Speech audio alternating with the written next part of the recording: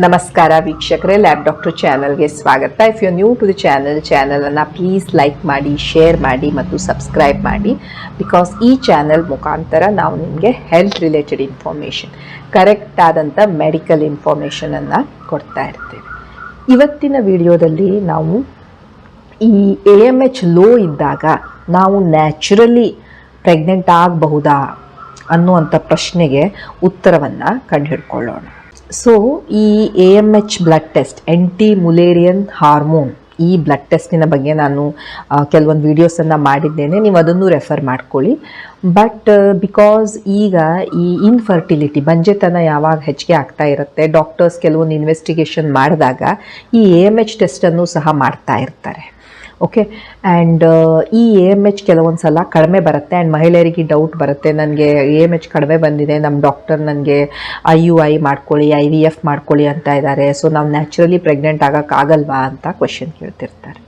So AMH ಅಂದರೆ ಏನು? AMH ಅಂದರೆ ಇದು ಒಂದು ಹಾರ್ಮೋನ್. ಯಾವುದು ಈ ಹಾರ್ಮೋನನ್ನು ಪ್ರೊಡ್ಯೂಸ್ ಮಾಡ್ತಾ ಇರುತ್ತೆ? ನಿಮ್ಮ ಬಾಡಿಯಲ್ಲಿ ಇರುವಂಥ ನಿಮ್ಮ ಅಂಡಾಶಯದಲ್ಲಿ ಏನು ಈ ಎಗ್ಗಿನ ಚೀಲ ಇರುತ್ತಲ್ವ, ಎಗ್ ಫಾಲಿಕಲ್ಸ್, ಅವು ಇವುಗಳನ್ನು ಪ್ರೊಡ್ಯೂಸ್ ಮಾಡ್ತಾ ಇರ್ತವೆ. ಓಕೆ, ಸೊ ಈ AMH ಬ್ಲಡ್ ಟೆಸ್ಟ್ ಏನು ಹೇಳುತ್ತೆ, ನಿಮ್ಮ ಬಾಡಿಯಲ್ಲಿ ಎಗ್ಗಿನ ಭಂಡಾರ, ರಿಸರ್ವ್ ಎಷ್ಟಿದೆ, ನಿಮ್ಮಲ್ಲಿ ಎಷ್ಟು ಎಗ್ ಉಳ್ಕೊಂಡಿದೆ ಅಂತ ಹೇಳ್ತಾ ಇರುತ್ತೆ. ಹೊರತು ನಿಮ್ಮ ಎಗ್ಗಿನ ಕ್ವಾಲಿಟಿ ಹೇಗಿದೆ, ಎಷ್ಟು ಚೆನ್ನಾಗಿದೆ ನಿಮ್ಮ ಎಗ್ಗು, ಎಷ್ಟು ಕೆಟ್ಟದಾಗಿದೆ ನಿಮ್ಮ ಎಗ್ಗು, ಇದನ್ನು ಹೇಳ್ತಾ ಇರೋದಿಲ್ಲ. So AMH will tell you the ovarian reserve, ಎಷ್ಟು ಎಗ್ಗಿದೆ, ಎಷ್ಟು ಎಗ್ಗಿನ ಭಂಡಾರ ನಿಮ್ಮ ಅಂಡಾಶಯದಲ್ಲಿ ಇದೆ ಅಂತ ಹೇಳ್ತಾ ಇರುತ್ತೆ. ಸೊ ನಾರ್ಮಲಿ AMHನ ಲೆವೆಲ್ ಎಷ್ಟಿರಬೇಕು? 1.5 to 4. ಓಕೆ, ಈಗ ಲೋ AMH ಅಂದರೆ 0.5 to 1.5, ವೆರಿ ಲೋ ಅಂದರೆ 0.5. AMHನ ಲೆವೆಲ್ ಏಜಿನ ಪ್ರಕಾರ, ವಯಸ್ಸಿನ ಪ್ರಕಾರ ಸಹ ವೇರಿ ಆಗ್ತಾ ಇರುತ್ತೆ. Okay, so but in general normal ಎಷ್ಟಿರಬೇಕು AMH ಅಂದರೆ 1.5 to 4 ಇರಬೇಕು. 4ಗಿಂತ ಹೆಚ್ಚಿಗೆ ಇತ್ತಂದ್ರೂ ಅದು ಪ್ರಾಬ್ಲಮ್. ಯಾಕಂದರೆ ಸಪೋಸ್ ನಿಮಗೆ ಈ ಅಂಡಾಶಯದಲ್ಲಿ ನೀರುಗುಳ್ಳೆಗಳೆಲ್ಲ ಆಗ್ತಾ ಇದ್ದಾವೆ, PCOS ಅಂಥದ್ರಲ್ಲೆಲ್ಲ ಈ AMH ಹೆಚ್ಚಿಗೆ ಬರುತ್ತೆ. ಅದರ ಅರ್ಥ ನಿಮಗೆ ಪ್ರೆಗ್ನೆನ್ಸಿ ಆಗೋಕ್ಕೆ ಭಾಳ ಈಸಿ ಅಂತ ಅಲ್ಲ. ಓಕೆ, ಸೊ ಈ AMH ಹೆಚ್ಚಿಗೆ ಇದ್ರೂ ಪ್ರಾಬ್ಲಮ್, ಕಡಿಮೆ ಇದ್ರೂ problem. So 1.5 to 4 is normal. 4ಗಿಂತ ಹೆಚ್ಚಿಗೆ ಇತ್ತು ನಿಮಗೆ ಮೋಸ್ಟ್ಲಿ PCOD ಆ ರೀತಿದು ಏನಾದರೂ ಇರ್ಬೋದು. ಈಗ 0.5 to 1.5 ಅಂದರೆ ಹೌದು ಕಡಿಮೆ ಇದೆ. ಇದು 0.5ಗಿಂತನೂ ಕಡಿಮೆ ಬಂತು ಅಂದರೆ ಬಹಳ ಕಡಿಮೆ ಇದೆ ಅಂತ ಅರ್ಥ. ಈಗ ಈ ಮಹಿಳೆಯರಲ್ಲಿ ಈ ಕಡಿಮೆ AMH ಯಾಕಾಗತ್ತೆ, ಯಾಕೆ ಕಡಿಮೆ ಬರುತ್ತೆ? ಒಂದನೇ ಕಾರಣ ವಯಸ್ಸು. ಹೇಗೆ ನಮಗೆ ಏಜ್ ಆಗ್ತಾ ಹೋಗುತ್ತೆ, ನಮ್ಮ ಎಗ್ಗಿನ ಭಂಡಾರ ಕಡಿಮೆ ಆಗ್ತಾ ಹೋಗುತ್ತೆ. ಯಾಕೆ ಕಡಿಮೆ ಆಗುತ್ತೆ? ಯಾಕಂದರೆ ಪ್ರತಿ ತಿಂಗಳು ನಾವು ನಮ್ಮ ಪೀರಿಯಡ್ಸ್ ಯಾವಾಗ ಆಗುತ್ತೆ ಆ ಸೈಕಲಲ್ಲಿ ಒಂದೊಂದು ಎಗ್ಗನ್ನು ನಾವು ಕಳ್ಕೊಳ್ತಾ ಇರ್ತೇವೆ. ಸೊ ಕಳ್ಕೊಂಡು ಹೋಗಿದ್ದಂಥ ಎಗ್ಗನ್ನು ಮತ್ತೆ ನಾವು ತುಂಬಿಸೋಕ್ಕಾಗೋದಿಲ್ಲ. ಭಗವಂತ ಇಷ್ಟೇ ಎಗ್ಗನ್ನು ಕೊಟ್ಟಿರ್ತಾನೆ, ಅದು ಒಂದೊಂದೇ ಕಡಿಮೆ ಆಗ್ತಾ ಹೋಗುತ್ತೆ. ಸೊ ನಮ್ಮ ಎಗ್ಗಿನ ರಿಸರ್ವ್ ಕಡಿಮೆ ಆಗ್ತಾ ಹೋಗುತ್ತೆ. So one of the common reason ಎಗ್ಗಿನ ಭಂಡಾರ ಕಡಿಮೆ ಆಗೋದಕ್ಕೆ, AMH ಕಡಿಮೆ ಆಗೋದಕ್ಕೆ ಅಂದರೆ ಏಜ್. ಸೊ ಯೂಶ್ವಲಿ ಹೇಗೆ ನಮ್ಗೆ ಏಜ್ ಆಗ್ತಾ ಹೋಗುತ್ತೆ, ನಮ್ಮ AMH ಕಡಿಮೆ ಆಗ್ತಾ ಬರುತ್ತೆ. ಎರಡನೇದು, ಕೆಲವೊಂದು ಮಹಿಳೆಯರಲ್ಲಿ ಅನುವಂಶಿಕತೆ ಇರ್ಬೋದು, ಜೆನೆಟಿಕ್ಸ್ ಇರ್ಬೋದು, ಅವರ ಫ್ಯಾಮಿಲಿಯಲ್ಲೇ ಆಗಿರ್ಬೋದು, ಅವರ ತಾಯಿಗೆ ಅಥವಾ ತಂಗಿಗೆ, ಅಕ್ಕಂದಿರಿಗೆಲ್ಲ ಅವರಿಗೆ ಲೋ AMH, ಹುಟ್ಟಿದಾಗಲೇ ಅವರಿಗೆ ಎಗ್ಗಿನ ಭಂಡಾರವೇ ಲೋ ಇರುತ್ತೆ. ಸೊ ಅಂಥವರಲ್ಲೂ ಸಹ ನಾವು ಲೋ AMH ಅನ್ನು ನೋಡ್ತಾ ಇರ್ತೇವೆ. ಕೆಲವೊಂದು ಸಲ ಮಹಿಳೆಯರಿಗೆ ಈ auto immune disease, rheumatoid arthritis, SLE ಇವೆಲ್ಲ ಬಂದಿರ್ತವೆ. ಇದರಿಂದ ಸಹ ಅವರ AMHನ ಲೆವೆಲ್ ಕಡಿಮೆ ಆಗ್ತಾ ಇರ್ಬೋದು. ಆಟೋ ಇಮ್ಯೂನ್ ಡಿಸೀಸ್, ನಿಮ್ಮ ಬಾಡಿಯ ಓನ್ ಜೀವಕೋಶದ ವಿರುದ್ಧ ಹೋರಾಡ್ತಾ ಇರುತ್ತೆ. ಅಂಥ ಕಂಡೀಷನ್ಸಲ್ಲೆಲ್ಲ ನಿಮ್ಮ AMH ಕಡಿಮೆ ಆಗ್ಬೋದು. ಎಂಡೋಮೆಟ್ರಿಯೋಸಿಸ್, ನಿಮ್ಮ ಗರ್ಭಕೋಶದ ಒಳಗೋಡೆ ಏನಿದೆ ಅದು ಆ ಜಾಗವನ್ನು ಬಿಟ್ಟು ಬೇರೆ ಎಲ್ಲ ಕಡೆ ಹೋಗಿ ಕೂತ್ಕೊಳ್ಳೋಕೆ ಶುರುವಾಗುತ್ತೆ. ನಿಮ್ಮ ಅಂಡಾಶಯದಲ್ಲಿ, ನಿಮ್ಮ ಟ್ಯೂಬ್ಸಲ್ಲಿ, ನಿಮ್ಮ ಗರ್ಭಕೋಶದ ಮೇಲ್ಗಡೆ, ನಿಮ್ಮ ಹೊಟ್ಟೆ ಹತ್ರ ಎಲ್ಲ. ಸೊ ಇಂಥ ಕಂಡೀಷನ್ಸಲ್ಲೆಲ್ಲನೂ ನಿಮ್ಮ ಗರ್ಭಕೋಶದಿಂದ ಬಂದು ಅದು ಅಂಡಾಶಯದಲ್ಲಿ ಕೂತ್ಕೊಳ್ತು ಅಂದಾಗ ಆವಾಗಲೂ ಸಹ ಅದು AMHನ ಲೆವೆಲ್ ಕಡಿಮೆ ಮಾಡ್ಬೋದು. ಪಿ ಸಿ ಒ ಡಿ ಈಗಿನ ಕಾಲದಲ್ಲಿ ತುಂಬ ಕಾಮನ್. ಪಿ ಸಿ ಒ ಡಿಯಲ್ಲಿ ಏನಾಗೋಗುತ್ತೆ, ಯೂಶ್ವಲಿ AMHನ ಲೆವೆಲ್ ಹೆಚ್ಚಿಗೆ ಇರುತ್ತೆ, ಬಟ್ ಆ ಎಗ್ಗಿನ ಕ್ವಾಲಿಟಿ ಚೆನ್ನಾಗಿರದೇ ಇರ್ಬೋದು. ಸೊ ಅವರಿಗೂ ಸಹ ಪ್ರೆಗ್ನೆನ್ಸಿ ಆಗೋಕ್ಕೆ ಪ್ರಾಬ್ಲಮ್ ಆಗ್ತಾ ಇರುತ್ತೆ. ಆ್ಯಂಡ್ ಕೆಲವೊಂದು ಸಲ ಮಹಿಳೆಯರಿಗೆ PCOS ಇರುತ್ತೆ, ಬಟ್ AMHನ ಲೆವೆಲ್ ಕಡಿಮೆ ಸಹ ಬರ್ಬೋದು because of some hormonal imbalances. Okay, next reason ಅಂದರೆ ಕ್ರಾನಿಕ್ ಸ್ಟ್ರೆಸ್. ನಿಮಗೆ ಕೆಲಸದ ಸ್ಟ್ರೆಸ್ ಇರ್ಬೋದು, ಫೈನಾನ್ಷಿಯಲ್ ಸ್ಟೆಬಿಲಿಟಿ ಇರ್ಬೋದು, ಕರಿಯರ್ ಸ್ಟ್ರೆಸ್ ಇರ್ಬೋದು, ಫ್ಯಾಮಿಲಿ ಸ್ಟ್ರೆಸ್ ಇರ್ಬೋದು. ಇವೆಲ್ಲದರಿಂದ ಸ್ಟ್ರೆಸ್ಸಿಂದ ಸಹ ನಿಮ್ಮ AMHನ ಲೆವೆಲ್ ಕಡಿಮೆ ಆಗ್ಬೋದು. ಬಹಳ ಚಿಂತೆ ಮಾಡ್ತಾ ಇದ್ದೀರಾ, ಬಹಳ ಆತಂಕ, ಬಹಳ ಆಂಗ್ಸೈಟಿ ಇದೆ, ಕಾರ್ಟಿಸಾಲಿನ ಲೆವೆಲ್ ಹೆಚ್ಚಿಗೆ ಆಗುತ್ತೆ, AMHನ ಲೆವೆಲ್ ಕಡಿಮೆ ಆಗ್ತಾ ಬರ್ಬೋದು. AMHನ ಲೆವೆಲ್ ಕಡಿಮೆ ಆಗೋದಕ್ಕೆ ಇವೆಲ್ಲ ಕಾರಣಗಳಿರ್ಬೋದು. ನಿಮ್ಮ ಏಜ್ ಆಗ್ತಾ ಹೋದಾಗ AMH ಕಡಿಮೆ ಆಗೋದು, ನಿಮಗೆ ನಿಮ್ಮ ಫ್ಯಾಮಿಲಿಯಲ್ಲಿ ಅಥವಾ ಜೆನೆಟಿಕ್ಸಿಂದ ನಿಮಗೆ AMH ಕಡಿಮೆ ಆಗೋದು, ಅಥವಾ ನಿಮಗೆ ಎಂಡೋಮೆಟ್ರಿಯೋಸಿಸ್ ಇದೆ, ಅಥವಾ ಕೆಲವೊಂದು conditions of auto immune disease ಇದೆ, like SLE, rheumatoid arthritis, thyroid issues ಆ ಥರದ್ದು, ಅಥವಾ ನಿಮಗೆ ಕ್ರಾನಿಕ್ ಸ್ಟ್ರೆಸ್ ಇದೆ. ಇವೆಲ್ಲದರಿಂದ AMH ಕಡಿಮೆ ಆಗುತ್ತೆ. ಸೊ ನೀವು ಟೆಸ್ಟ್ ಮಾಡಿಕೊಂಡ್ರಿ, ನಿಮ್ಮ AMH ಕಡಿಮೆ ಬಂತು. ಸೊ ಈಗ ಪ್ರಶ್ನೆ, ನಾನು ಪ್ರೆಗ್ನೆಂಟ್ ಆಗಬಹುದಾ with low AMH? The answer is yes, ನೀವು ಪ್ರೆಗ್ನೆಂಟ್ ಆಗಬಹುದು AMH ಕಡಿಮೆ ಇದ್ರು. ಹೇಗೆ?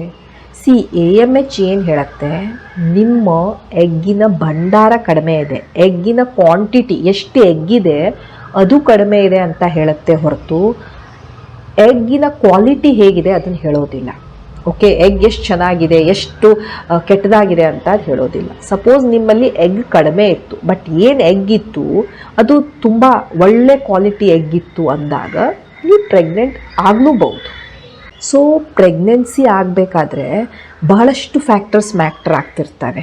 ಓಕೆ, ಈಗ ನಿಮ್ಮ ಎಗ್ಗಿನ ಕ್ವಾಲಿಟಿ, ನಿಮ್ಮ ಹಸ್ಬೆಂಡಿನ ಶುಕ್ರಾಣುವಿನ ಕ್ವಾಲಿಟಿ, ನಿಮ್ಮ ಗರ್ಭಕೋಶದ ಒಳಗೋಡೆ ಅದರ ಕ್ವಾಲಿಟಿ, ಅಲ್ಲಿನ ಪರಿಸರ, ನಿಮ್ಮ ಸ್ಟ್ರೆಸ್ಸು, ನಿಮ್ಮ ಬೇರೆ ಏನು ರೋಗಗಳಿದ್ದಾವೆ, ಇವೆಲ್ಲನೂ ಮ್ಯಾಟ್ರ್ ಆಗ್ತಾ ಇರ್ತಾರೆ.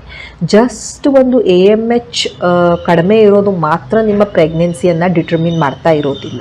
ಸೊ AMH ಕಡಿಮೆ ಇದೆ ಅಂದ್ರೂ ನೀವು ಪ್ರೆಗ್ನೆನ್ಸಿ ಆಗಬಹುದು, ಪ್ರೊವೈಡೆಡ್ ನಿಮ್ಮ ಎಗ್ಗಿನ ಕ್ವಾಲಿಟಿ ಚೆನ್ನಾಗಿದೆ. ಸೊ ನೀವು ಟ್ರೈ ಮಾಡ್ತಾ ಇದ್ದೀರಾ, ನಿಮ್ಮ ನ್ಯಾಚುರಲಿನೇ ನೀವು ಟ್ರೈ ಮಾಡಿ ನೋಡಬೇಕು ಅಂದರೆ ಡೆಫಿನೆಟ್ಲಿ ನೀವು ಟ್ರೈ ಮಾಡಿ. ಸಪೋಸ್ ನಿಮ್ಮ ವಯಸ್ಸು 35ಕ್ಕಿಂತ ಕಡಿಮೆ ಇದೆ, ನೀವು 1 ವರ್ಷ ನ್ಯಾಚುರಲಿ ಟ್ರೈ ಮಾಡ್ಬೋದು. ನೋಡಿ, 1 ವರ್ಷ ಯಾವುದೇ ಏನು ಪ್ರೊಟೆಕ್ಷನ್ ಯೂಸ್ ಮಾಡ್ತಾ ಇಲ್ಲ, ಇಷ್ಟೆಲ್ಲ ಮಾಡಿದಾಗಲೂ ನಿಮಗೆ 1 ವರ್ಷ ಆಯಿತು, ನಿಮ್ಗೆ ಕನ್ಸೀವ್ ಆಗೋಕ್ಕೆ ಆಗ್ತಾ ಇರಲಿಲ್ಲ ಅಂದಾಗ ಮೇ ಬಿ ನಿಮಗೆ ಪ್ರೆಗ್ನೆನ್ಸಿ ನ್ಯಾಚುರಲಿ ಆಗುವಂತಹ ಪ್ರಾಬ್ಲಮ್ ಇರಬಹುದು. ಸೊ ಆವಾಗ ನೀವು ನಿಮ್ಮ ಡಾಕ್ಟರಿನ ಜೊತೆ ಡಿಸ್ಕಸ್ ಮಾಡಿ ಬೇರೆ ಆಪ್ಷನ್ಸನ್ನು ತಿಳ್ಕೊಳ್ಬೇಕು.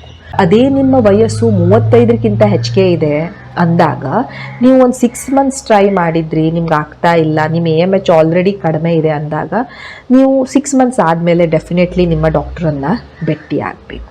ನೀವು ಕೆಲವೊಂದು ಥಿಂಗ್ಸನ್ನು ಮಾಡ್ಬೋದು. ನಿಮ್ಮ AMH ಲೋ ಇದೆ, ಬಟ್ ಸ್ಟಿಲ್ ನೀವು ನ್ಯಾಚುರಲಿ ಕನ್ಸೀವ್ ಆಗೋಕ್ಕೆ ಟ್ರೈ ಮಾಡಬೇಕು ಅಂದಾಗ, ಒಂದು ನಿಮ್ಮ ವೇಟ್, ನಿಮ್ಮ ಆಹಾರ, ನಿಮ್ಮ ಎಕ್ಸಸೈಸ್ ಇವನ್ನೆಲ್ಲ ನೀವು ಮೇಂಟೈನ್ ಮಾಡಬೇಕಾಗತ್ತೆ.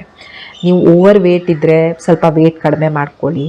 ನಿಮ್ಮ ಆಹಾರದಲ್ಲಿ ಆದಷ್ಟು ಒಂದು ಸಮತೋಲಿತ ಆಹಾರವನ್ನು ತಿನ್ನಕ್ಕೆ ಶುರು ಮಾಡಿ.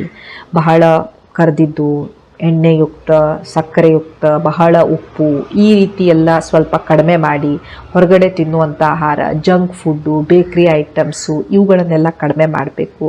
ಆದಷ್ಟು ನಿಮ್ಮ ಆಹಾರದಲ್ಲಿ ಹಣ್ಣು, ಹಂಪಲ, ತರಕಾರಿ, ತಪ್ಪಲ್ ಪಲ್ಯ, ಆ್ಯಂಟಿ ಆಕ್ಸಿಡೆಂಟ್ಸ್ ಇವುಗಳನ್ನು ನೀವು ಇನ್ಕ್ಲೂಡ್ ಮಾಡಬೇಕಾಗತ್ತೆ. ಒಂದು ಎಕ್ಸಸೈಸ್ ಪ್ಯಾಟರ್ನನ್ನು ಶುರು ಮಾಡ್ಕೊಳ್ಳಿ. ನಿಮ್ಮ ಸ್ಟ್ರೆಸ್ ಲೆವೆಲನ್ನು ಕಡಿಮೆ ಮಾಡ್ಕೊಳ್ಳಿ. ನೀವು ತುಂಬ ಮದ್ಯಪಾನ ಮಾಡೋದು, ಸ್ಮೋಕ್ ಮಾಡೋದು ಇತ್ತು ಅಂದರೆ ಅವುಗಳನ್ನೆಲ್ಲ ಕಡಿಮೆ ಮಾಡ್ಕೊಳ್ಳಿ. ಸೊ ಇವು ಕೆಲವೊಂದು ನ್ಯಾಚುರಲಿ ನೀವು ಏನು ಮಾಡಬಹುದು ನಿಮ್ಮ ಎಗ್ಗಿನ ಕ್ವಾಲಿಟಿಯನ್ನು ಇಂಪ್ರೂವ್ ಮಾಡೋಕ್ಕೆ. AMHನ್ನು ನಾವು ಹೆಚ್ಚಿಗೆ ಮಾಡೋಕ್ಕಾಗೋದಿಲ್ಲ, ಯಾಕಂದರೆ AMH ಅಂದರೆ ಎಗ್ಗಿನ ಭಂಡಾರ, ಎಗ್ಗಿನ ಭಂಡಾರವನ್ನು ಹೆಚ್ಚಿಗೆ ಮಾಡ್ಕೊಳ್ಳೋಕ್ಕಾಗೋದಿಲ್ಲ. ಎಗ್ಗಿನ ಕ್ವಾಲಿಟಿ, ಆ ಎಗ್ ಸ್ವಲ್ಪ ಒಳ್ಳೆ ಕ್ವಾಲಿಟಿದಾಗಲಿ ಅಂತ ನೀವು ಈ ರೀತಿ ನ್ಯಾಚುರಲಿ ಟ್ರೈ ಮಾಡ್ಬೋದು. ಈಗ ಸಪೋಸ್ ನಿಮಗೆ ನಾ ಹೇಳಿದೆ, ನೀವು 1 ವರ್ಷ ಟ್ರೈ ಮಾಡಿದ್ರಿ, 35 ಇಯರ್ಸ್ಗಿಂತ ಕಡಿಮೆ ಇದ್ದೀರಿ, ಅಥವಾ ನೀವು 35 ಇಯರ್ಸ್ಗಿಂತ ಹೆಚ್ಚಿಗೆ ಇದ್ದೀರಿ ಆ್ಯಂಡ್ 6 ಮಂತ್ಸ್ ಟ್ರೈ ಮಾಡಿದ್ರಿ, AMH ಬೇರೆ ಕಡಿಮೆ ಇದೆ ಅಂದಾಗ ನೀವು ಸ್ವಲ್ಪ ಅಲರ್ಟ್ ಆಗಬೇಕು. ಯಾಕಂದರೆ ನಿಮ್ಮಲ್ಲಿ ಎಗ್ ಇರೋದೇ ಕಡಿಮೆ ಇದೆ. ಇಂಥ ಕಂಡೀಷನ್ಸಲ್ಲಿ ನೀವು ನಾನು ಟ್ರೈ ಮಾಡ್ತಾ ಇರ್ತೀನಿ ಅಂತ ಕೂತ್ಕೊಂಡ್ರೆ ಇನ್ನೂ ಕಡಿಮೆನೇ ಆಗ್ತಾ ಹೋಗುತ್ತೆ ನಿಮ್ಮ ಎಗ್ಗು. ಸೊ ನಿಮ್ಗೆ ಗೊತ್ತಿರಬೇಕು ನಿಮ್ಮ ಹತ್ರ ಎಷ್ಟು ಟೈಮ್ ಇದೆ ಟ್ರೈ ಮಾಡೋಕ್ಕೆ ಅಂತ. ಆ್ಯಂಡ್ ಲೋ AMH ಇದ್ದಾಗ ನೀವೆಲ್ಲ ಟ್ರೈ ಮಾಡಿದ್ರಿ ನಿಮ್ಗೆ ಆಗ್ತಾ ಇಲ್ಲ ಅಂದಾಗ ಡಾಕ್ಟರ್ಸ್ ನಿಮ್ಗೆ ಏನು ಮಾಡ್ಬೋದು, ಒಂದು IUI ಹೇಳ್ಬೋದು, ಎರಡನೇದು IVF ಹೇಳ್ಬೋದು. ಕೆಲವೊಂದು ಕಂಡೀಷನ್ಸಲ್ಲಿ ಡೋನರ್ ಎಗ್, ಬೇರೆ ಮಹಿಳೆಯ ಎಗ್ಗನ್ನು ತೆಗೆದುಕೊಂಡು ನಿಮ್ಗೆ ಹಾಕಬೇಕಾಗ್ಬೋದು, ನಿಮ್ಮ AMH ಬಹಳವೇ ಕಡಿಮೆ ಆಗೋಯ್ತು ಅಂದಾಗ. ಈ ರೀತಿ ಕೆಲವು ಆಪ್ಷನ್ಸನ್ನು ನಿಮಗೆ ನಿಮ್ಮ ಡಾಕ್ಟರ್ ಕೊಡ್ಬೋದು. ಬಟ್ AMH ಏನು ಹೇಳುತ್ತೆ, ನಿಮ್ಮಕ್ಕೆ ಎಷ್ಟು ಟೈಮ್ ಇದೆ, ನಿಮ್ಮ ಎಗ್ಗಿನ ಭಂಡಾರ ಎಷ್ಟಿದೆ. ಸೊ ನೀವು AMH ತುಂಬಾ ಕಡಿಮೆ ಇದೆ, ನಾನು ಇನ್ನೊಂದು 4 ವರ್ಷ ಟ್ರೈ ಮಾಡ್ತಾ ಇರ್ತೀನಿ ಅಂದರೆ 4 ವರ್ಷದಲ್ಲಿ ನಿಮ್ಮ ಎಗ್ ಇನ್ನೂ ಕಡಿಮೆ ಆಗೋಗುತ್ತೆ, ನಿಮ್ಮ ಹತ್ರ ಎಗ್ಗೇ ಇರದೇ ಇರಬಹುದು ಆವಾಗ. ಸೊ AMH ಜಸ್ಟ್ ಒಂದು ನಿಮಗೆ ಇಂಡಿಕೇಶನ್ ಹೇಳುತ್ತೆ, ನಿಮ್ಮ ಎಗ್ ಇಷ್ಟೇ ಇದೆ, ನೀವು ಬೇಗ ನಿಮ್ಮ ಪ್ರೆಗ್ನೆನ್ಸಿಯನ್ನು ಪ್ಲ್ಯಾನ್ ಮಾಡ್ಕೊಳ್ಳಿ ಅಂತ. ಸಪೋಸ್ ನಿಮ್ಮ ಏಜ್ 35ಕ್ಕಿಂತ ಹೆಚ್ಚಿಗೆ ಇದೆ, ಬಹಳಷ್ಟು ಸಲ ನಿಮಗೆ ಅಬಾರ್ಷನ್ ಆಗ್ತಾ ಇದೆ, ನಿಮಗೆ PCODನೋ ಅಥವಾ ಬ್ಲಾಕ್ಡ್ ಟ್ಯೂಬ್ಸೋ, ಎಂಡೋಮೆಟ್ರಿಯೋಸಿಸು, ಈ ರೀತಿ ಎಲ್ಲ ಪ್ರಾಬ್ಲಮ್ಸ್ ಇದ್ದಾವೆ. ಐ ಥಿಂಕ್ ನೀವು ನಿಮ್ಮ ಡಾಕ್ಟರನ್ನು ಆವಾಗ ಡೆಫಿನೆಟ್ಲಿ ಭೇಟಿ ಹಾಕ್ಕೊಂಡು ನಿಮ್ಗೆ ಬೇರೆ ಏನು ಆಪ್ಷನ್ಸ್ ಇದ್ದಾವೆ ಅದನ್ನು ಎಕ್ಸ್ಪ್ಲೋರ್ ಮಾಡೋದು makes more sense. And the doctor will help you, ನಿಮಗೆ ಗೈಡ್ ಮಾಡ್ತಾರೆ how you can overcome this hurdle ಅಂತ. ಓಕೆ, ಸೊ ರಿಮೆಂಬರ್, AMH ನಿಮ್ಮ ಎಗ್ಗಿನ ಭಂಡಾರವನ್ನು ಹೇಳುತ್ತೆ, ಕ್ವಾಲಿಟಿ ಆಫ್ ಎಗ್ಗನ್ನು ಹೇಳೋದಿಲ್ಲ. ಬಟ್ AMH ಕಡಿಮೆ ಇದೆ, ನಾನು ನ್ಯಾಚುರಲಿನೇ ಆಗಬೇಕು ಅಂತ ನೀವು ಟ್ರೈ ಮಾಡ್ತಾನೇ ಇದ್ದೀರಾ, 4 ವರ್ಷ ಆಯಿತು, 5 ವರ್ಷ ಆಯಿತು, ಆ್ಯಂಡ್ ನಿಮ್ಗೆ ಆಗ್ತಾ ಇಲ್ಲ ಅಂದಾಗ್ಲೂ ನಂಗೆ ನ್ಯಾಚುರಲಿ ಆಗತ್ತೆ ಅಂದ್ಕೊಂಡು ಟ್ರೈ ಮಾಡ್ತಾ ಇರೋದ್ರಲ್ಲಿ ಅರ್ಥ ಇಲ್ಲ. ಸೊ ನಿಮ್ಮ ಏಜಿನ ತಕ್ಕ ಹಾಗೆ ನೀವು ನಿಮ್ಮ ಟೈಮಿಂಗನ್ನು ಇಟ್ಕೊಳ್ಳಿ, 1 year or 6 months. ಅದು ಆಗಲಿಲ್ಲ ಅಂದಾಗ ಡೆಫಿನೆಟ್ಲಿ ನೀವು ನಿಮ್ಮ ಗೈನಕಾಲಜಿಸ್ಟನ್ನು ಭೇಟಿಯಾಗಿ, ನಿಮ್ಗೆ ಅದ್ರ ಜೊತೆ ಅಸೋಸಿಯೇಟೆಡ್ ಸಿಂಪ್ಟಮ್ಸ್ ಇದ್ದಾವೆ, ರಿಪೀಟೆಡ್ ಮಿಸ್ಕ್ಯಾರೇಜ್ ಆಗ್ತಾ ಇದೆ, ಟ್ಯೂಬ್ ಬ್ಲಾಕ್ ಆಗಿದೆ, ಎಂಡೋಮೆಟ್ರಿಯೋಸಿಸ್ ಇದೆ, ಎಡಿನೋಮಯೋಸಿಸ್ ಇದೆ, ಸಣ್ಣ ಸಣ್ಣ ಫೈಬ್ರಾಯ್ಡ್ಸ್ ಇದ್ದಾವೆ, ಈ ರೀತಿ ಎಲ್ಲ ಅಸೋಸಿಯೇಟೆಡ್ ಸಿಂಪ್ಟಮ್ಸು ಇದೆ, ನಿಮ್ಮ AMH ತುಂಬಾ ಕಡಿಮೆ ಆಗಿದೆ ಅಂದಾಗ yes, you will have to discuss with your doctor. Thank you so much for watching the video. Please like, share and subscribe the channel. Thank you.